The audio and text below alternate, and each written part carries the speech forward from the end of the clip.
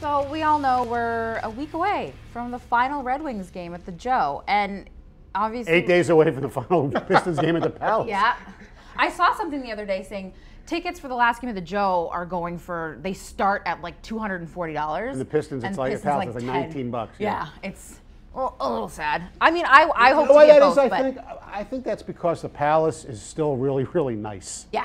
So people haven't come to grips with it. What's going to happen to the Joe is going to be done, and they're going to blow it up in a few months. It doesn't really feel like, I was sitting at the Palace the last game, it didn't feel like, okay, there are 2 games left here. It hadn't set in. For the Joe, it's been a big deal all season. All year, exactly. Yeah. That's why I thought, I mean, I know it makes no business sense, that Pistons should have played next year at the Palace and done a whole big farewell to the Palace and give the Red Wings their 1 year moving into the Little Caesars Arena by themselves.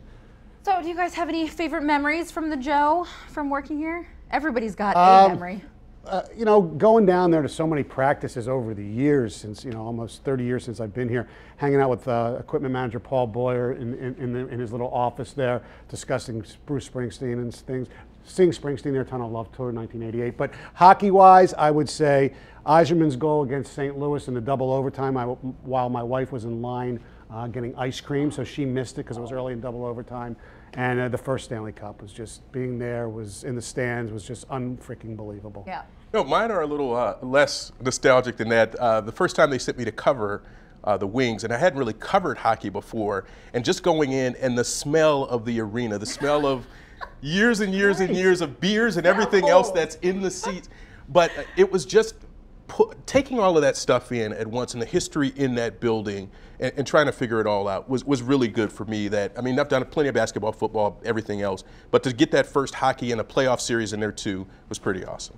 I feel like I haven't been here long enough to have really good memories like you guys do, but the first time I went there, I just was blown away by how nice everybody is when you go there. Yeah. I didn't know where anything was. I didn't know where I was going, obviously, when you go to a new arena, but everybody at the Joe was super friendly.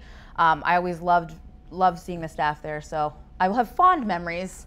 The list short it may be. Anyway, thanks so much for joining us this morning on the Suburban Ford 7 Sports. Dave, have a great rest of the day.